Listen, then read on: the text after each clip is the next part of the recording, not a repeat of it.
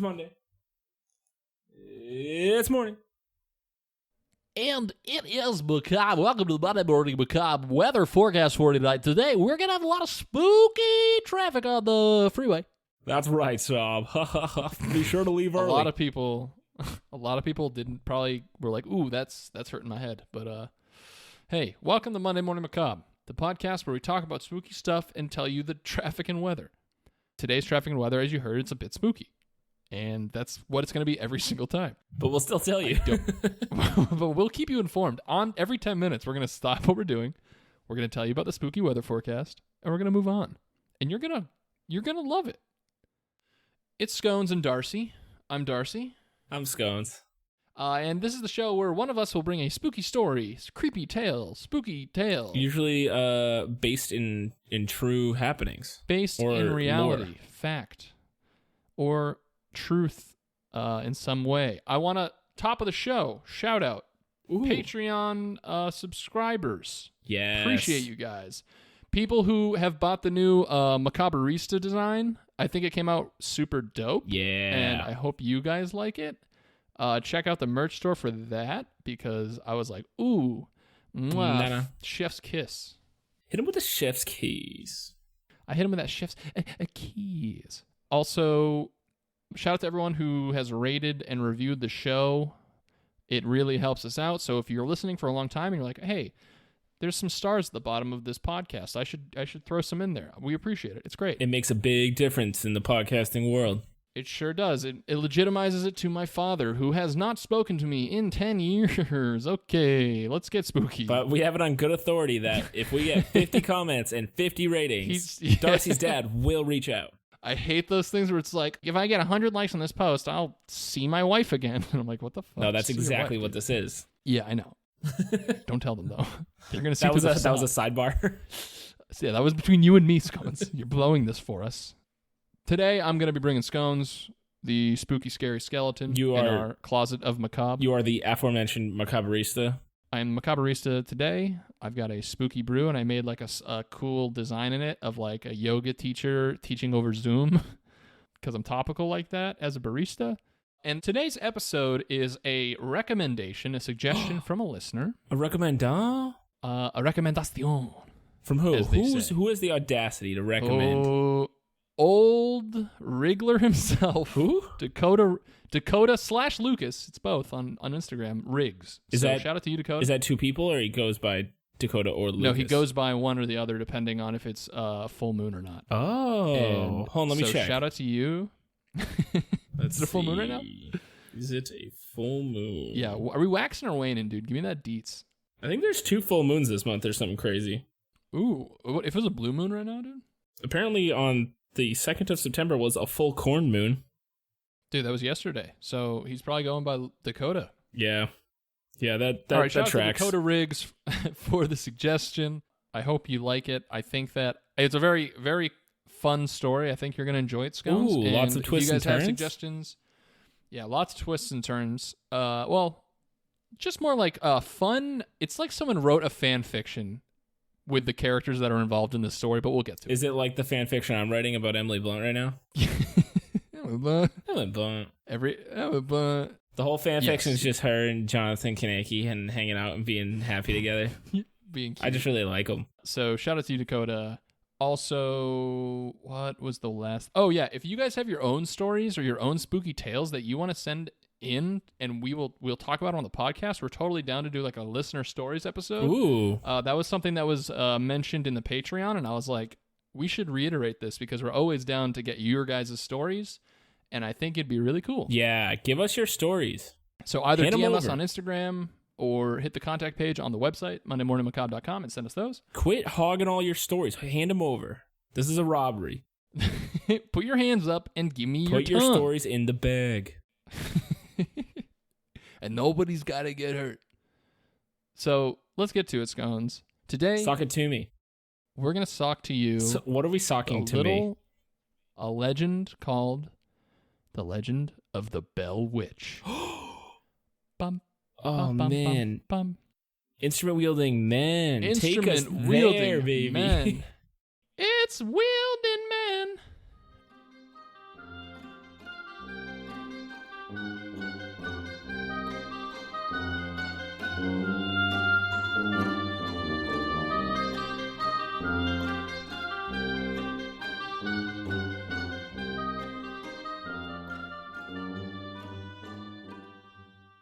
Okay, Scones. Yes. We've just finished the intro.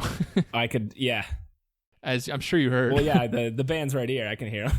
Yeah, it's not done in post, so it's live. Yeah, it's very loud in our ears.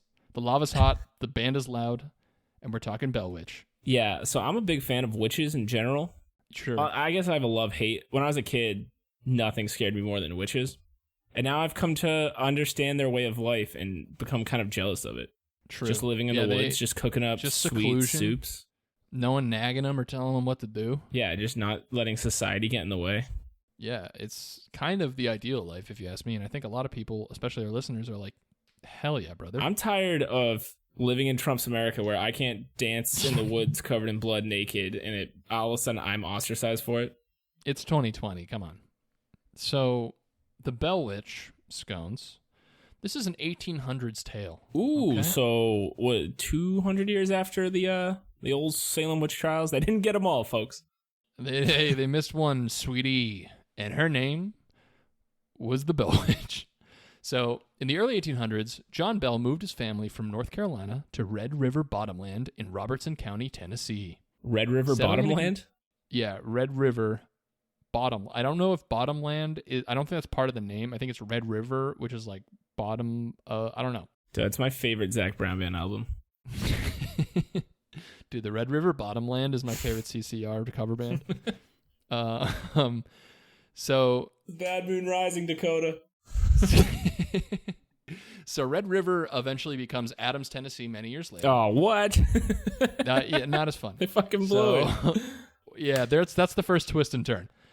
Bell purchased some land and a large house for his family, and over the next several years, he acquired more land, increasing his holdings to 328 acres and cleared a number of fields for planting. It's a solid holding. Dude got hooked up with that young land ski. Land be looking thick out in Adams, Tennessee. Back then, wasn't that like the only thing that mattered? Yeah, basically. And it was also like, oh, for a nickel, I'll give you 600 acres of land. And you're like, hell yeah. Oh, hell yeah. Oh, hell yeah. All the trees. He was also made an elder of Red River Baptist Church. He was made an elder? Yeah, he was made an elder. My father's on the parish pastoral council of his local church, so he's basically John Bell. Are you just trying to sweeten the deal so your dad gets in contact with you? Yeah, I just thought... I think if he heard that, he'd be like, he does remember. But we'll see. So the Bells also had 3 more children after moving to Tennessee. Elizabeth, who goes by Betsy. She was born in 1806. Richard in 1811. And Joel in 1813. Now, one day, we're about to get a little spooky. Put on your spooky goggles, ladies and gentlemen, because there's a little bit of spookiness coming. All right, hold on. Mine are a little tight. Yeah, please loosen them up so you don't look like a nerd. Or else you're going to have to go to that tiny little like shower in the corner of the science room and like spray your eyeballs. Dude, I can't do that again. Not if the last time I didn't get to go to the Sadie Hawkins dance. One day in 1817, John Bell was inspecting his cornfield, as one does, when he encountered a strange-looking animal sitting in the middle of a corn row. Shocked by the appearance of this animal, which had the body of a dog and the head of a rabbit, Bell shot several times. Oh, hell yeah. The animal vanished. Bell thought nothing more about the incident, at least not until after dinner. How can you not be thinking about that incident? I was going to say, I'd be like, okay, I know I have to eat dinner, but I just saw a half dog, half bunny, and it disappeared in front of me. But these potatoes are banging, so I got to finish this. I'm sitting at the table like, you ain't even seen this shit before. So that evening, the Bells began hearing beating sounds on the outside walls of their log house. The mysterious sounds continued with increased frequency and force each night. Bell and his sons often hurried outside to catch the culprit, but always returned empty-handed. In the weeks that followed, the Bell children began waking up frightened, complaining that rats were gnawing at their bedpost. Not long after that, the children began complaining of having their bed covers pulled from them and their pillows tossed onto the floor by a seemingly invisible entity. Pretty spooky. Yeah, that's like, come on. I mean, listen. Are you fibbing? I have a daughter, and I do gnaw on the end of her bedpost, and I do rip away the sheets and throw her pillows and stuff, but... That's just to build character. I'm a good dad. That's just to get her ready for the frightening world we live in. So what was the Bell Witch? Scones, like most such stories... Wait, so the animal's the Bell Witch? We're about to explain. Oh, okay, Scones. sorry. So shut your fucking mouth. Scones? Yeah? Do you want to keep fucking being a part of this. I'm just a huge power trip right now. Scones, every fucking week, I have to do this. This is the last episode Scones is on. I'm just gunshot. Well, Scones is on vacation for the foreseeable future. Scones broke his leg and is unable to race. So I had to do it. I had to take him out back. It was the humane thing to do. I love that was their excuse back in the day for racehorses. Like, this beautiful animal, it hurt its ankle. Yeah. So the humane thing to do is put a bullet in its head. It rolled its ankle on a door frame, and so we blasted its dome skew off with a shotgun. There's no other way for that horse to, like, have any semblance of life. Now, admittedly, I'm not a horse girl, so there might be horse girls out there who's like, well, actually, when a horse breaks its leg, it becomes... its brain starts to ooze out of its face. Yeah. Its skin deteriorates until it becomes a skeletal horse that is ridden by the night creatures. No, that's on brand. That's on brand. We brought it back. Little, like, Evil Dead 3 action. Evil Dead 3? Or what's the one where they go back into the Middle Ages? Oh, Army of Darkness. Army of Darkness. I know it's not called Evil Dead 3, but isn't it the third Evil Dead movie? Sam Raimi and Bruce Campbell I coming will for your not ass, be though. wrong. Hi, Sam. That's how we talk to Sam Raimi. Hey, Sam. Mr. Raimi. I really like Spider-Man too. Ooh, I love it when he says groovy. Okay, so what was the Bell Witch? Scones? Like most such stories, certain details vary from version to version, but the prevailing account is that it is the spirit of Kate Batts, a mean old neighbor of John Bell who believed she was cheated by him in a land purchase. Ooh. Now remember, he got that big land purchase on his hands, and she believes that she was absolutely fucked by this land purchase. On her deathbed, she swore that she would haunt John Bell and his descendants. The story is picked up by the Guidebook for Tennessee, published in 1933 by the federal government's Work Project Administration. That's amazing. It says, sure enough, tradition says, the Bells were tormented for years by the malicious spirit of old Kate Batts. John Bell and his favorite daughter Betsy were the principal targets. Towards the other members of the family, the witch was either indifferent or, in the case of Mrs. Bell, friendly. No one ever saw her, but every visitor to the Bell home heard her all too well. Her voice, according to one person who heard it, spoke at a nerve-wracking pitch when displeased, while at other times it sang and spoke in low musical tones. The spirit of old Kate led John and Betsy Bell a merry chase. She threw furniture and dishes at them, she pulled their noses, yanked their hair, poked needles into them, she yelled at them all night to keep them from sleeping, and snatched food from their mouths at mealtime. She pulled their noses. She's like, got your nose, nerd. And he's like, I am being haunted. I can't smell what's cooking. The Rock. Yo, shout out to The Rock. Shout out to The Rock. I hope the Pebbles are doing okay. I hope he's doing well. Him and his family were just diagnosed with coronavirus. So, yeah. Hope they're doing well. A lot of people come up to me and they say, like, you look so much like him. That's true. If the listener could see Darcy, you'd be like, what the fuck? And then I look like a smaller, weirder Conan O'Brien. So that's what you're working with. So as time went on, the Bells began hearing faint whispering noises, which were too weak to understand, but sounded like a feeble old woman singing hymns. The encounters escalated, and the Bells' youngest daughter, Betsy, began experiencing brutal encounters with the invisible entity. Ew. It would pull her hair and slap her relentlessly. Ugh. So my kink, her problem. But often leaving welts in... Oh, goodness. Go off, king. Listen, we're sex positive podcast. We don't kink shame. Disturbances, which John Bell told his family to keep secret, eventually escalated to such a point that he decided to share his family trouble with his closeted friend. Poor guy. With his closest friend and neighbor, James Johnston. Johnston and his wife spent the night at the Bell home, where they were subjected to the same terrifying disturbances that the Bells had experienced. So they now have witnesses who are like, yo, this shit is fucked up. This story has much more bland names than our usual stories. Yeah, James Johnston and John Bell. But just wait, we're about to get a absolute banger of a character. So, after having his bed covers removed and being slapped repeatedly, Johnston sprang out of bed exclaiming, "In the name of the Lord, who are you and what do you want?" There was no response, but the remainder of the night was relatively peaceful. Now, the entity's voice strengthened over time to the point that it was loud and unmistakable. It sang hymns, quoted scripture, carried on intelligent conversation, and once even quoted, word for word, 2 sermons that were preached at the same time on the same day, 13 miles apart. Word of this supernatural phenomenon soon spread outside the settlement, even to Nashville, where the then Major General Andrew Jackson took a keen interest. Whoa. We got Andrew Jackson on the Would case. be president and hero of the Battle of New Orleans. Absolute badass, Andrew Jackson. Yeah. Other than, like, the horrible Trail of Tears, the dude was a fucking badass. He was a badass. And he's the reason the Democrat Party has the donkey as their symbol. Right. Any more facts about Mr. Jackson's guns? I know he had like 3 or 4 like bullets in him while he was serving as president. He was like walking around he's just a crazy dude. And he's about to come fuck up this witch. Andrew Jackson challenges the witch. So to a boxing match. Fisticuffs, baby. Yeah, print that new merch. So widely spread was the news about the Bell Witch that people came from hundreds of miles around hoping to hear the spirit's shrill voice or witness a manifestation of its vile temper.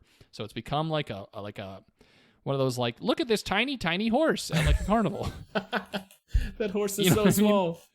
No, but it's like an oddity at this point. Yeah, exactly. It's its own like attraction, exactly.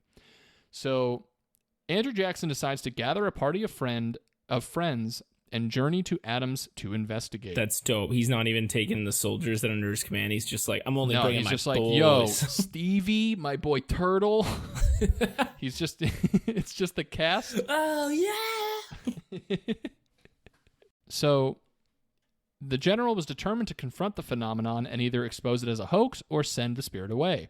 A chapter in M.V. Ingram's 1894 book, An Authenticated History of the Famous Bell Witch, considered by many to be the best account of the story, is devoted to Jackson's visit. Quote from the 1894 book, General Jackson's party came from Nashville with a wagon loaded with a tent, provisions, etc., bent on a good time and much fun investigating the witch. The men were riding on horseback and were following along in the rear of the wagon as they approached near the place, discussing the matter and planning how they were going to do up the witch. Just then, traveling over a smooth, level piece of road, the wagon halted and stuck fast. The driver popped his whip, whooped and shouted to the team, and the horses pulled with all their might, but could not move the wagon an inch. It was dead stuck as if welded to the earth. General Jackson commanded all men to dismount and put their shoulders to the wheel. They all gave the wagon a push, but all was in vain. It was a no-go. The wheels were then taken off one at a time and examined and found to be all right, revolving easily on their axes. General Jackson, after a few moments' thought, realizing that they were in a fix, threw up his hands exclaiming, "By the eternal, boys, it is the witch." So he's like, "Hey, fellers, witch time." I like how he calls his boys the boys. Yeah, he's like, "By the eternal, boys, let's get fucked up."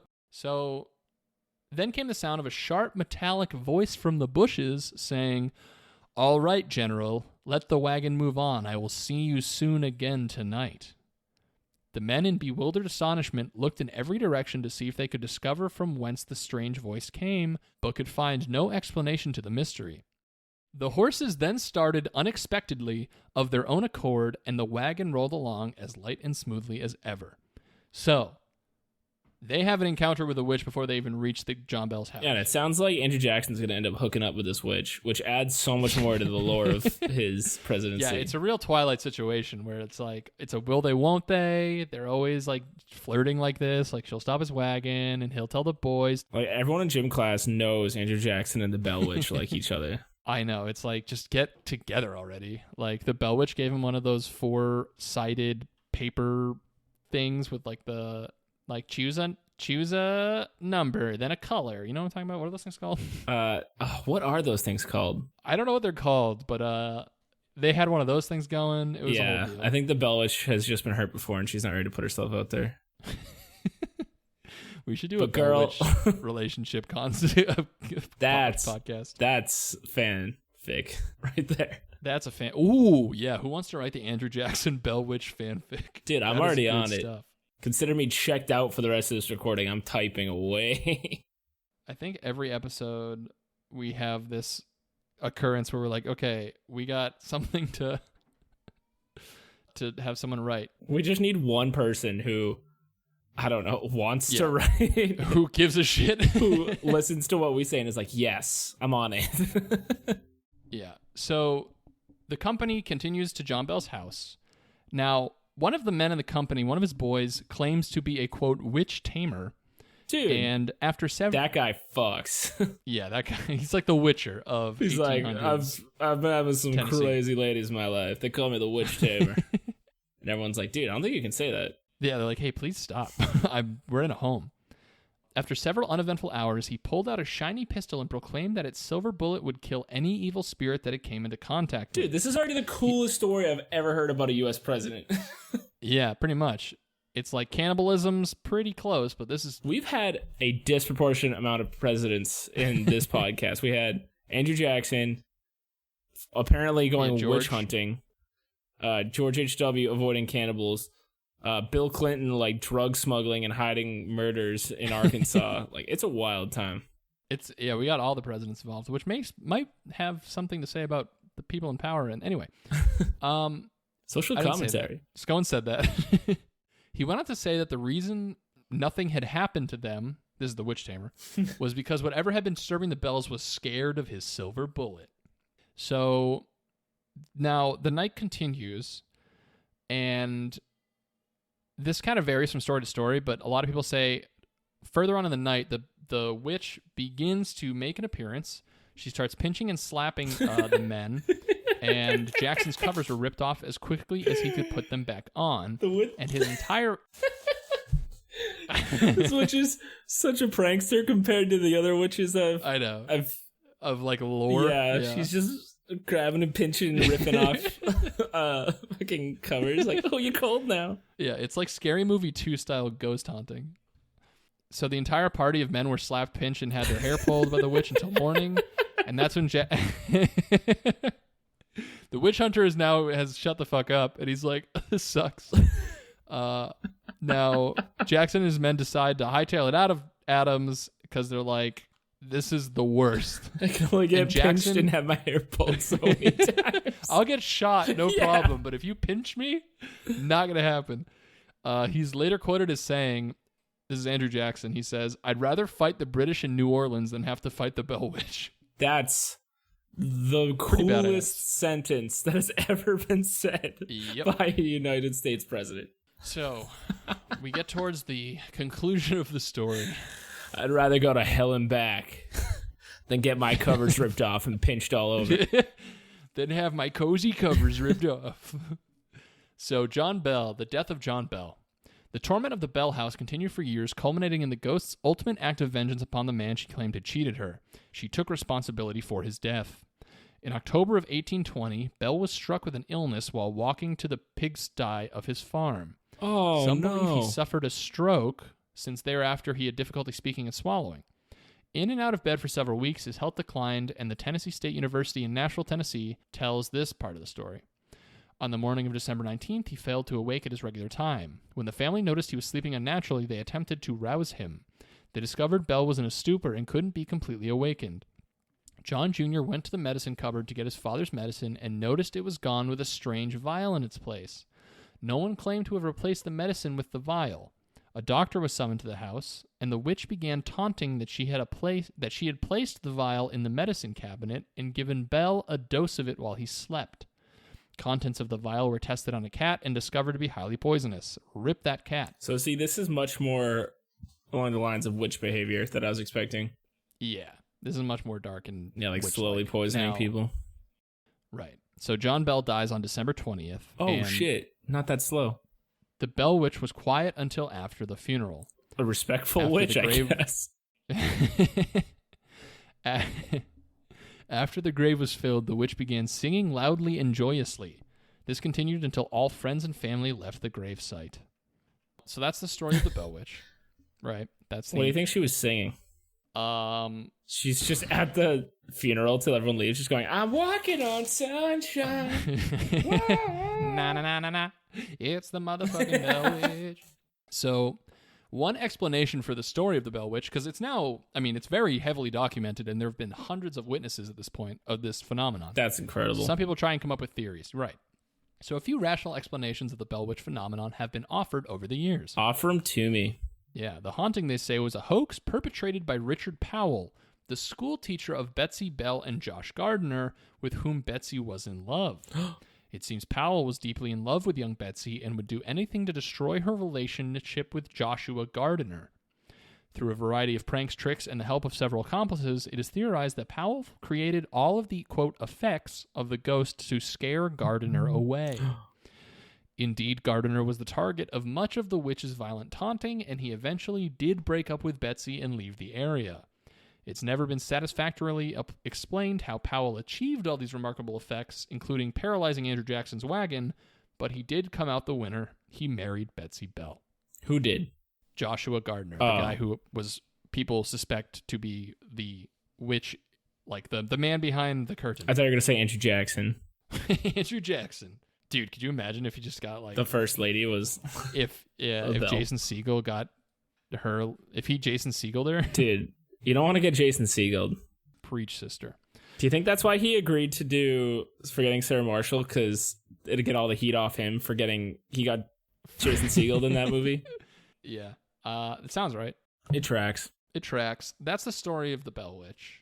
That's the legend. That's the haunting. Andrew Jackson, ghosts, wagons. What more do you want, guys?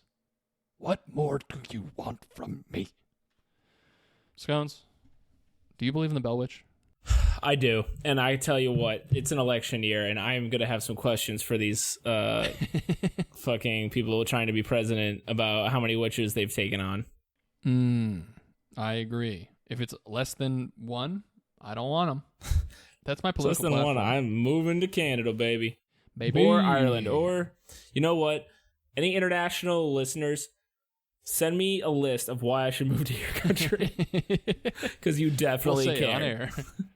Because this is important to you. You're very nationalistic. And you care about where Scones lives. So, that's the story of the Bell Witch, folks. Ooh. Interesting stuff. Wild stuff. Thank you, Dakota Riggs, again, or Lucas. Dakota or Lucas Riggs, based on the lunar cycle. Thank you very much. Thank you very much for letting us know about that. It's a wild story, and it's a lot of fun, and it's like insane. And it's presidential under an election year. Thanks for being thematic. Yeah. Thanks for being thematic, buddy. Follow us on our socials, MondayMorningMacabre.com, MMMacabrePod on Twitter, and Monday Morning Macabre on Instagram. Oh, shit. I just got a notification on my phone from our socials. Big Dick Bjorn liked our photo. Thanks, Big Dick Bjorn.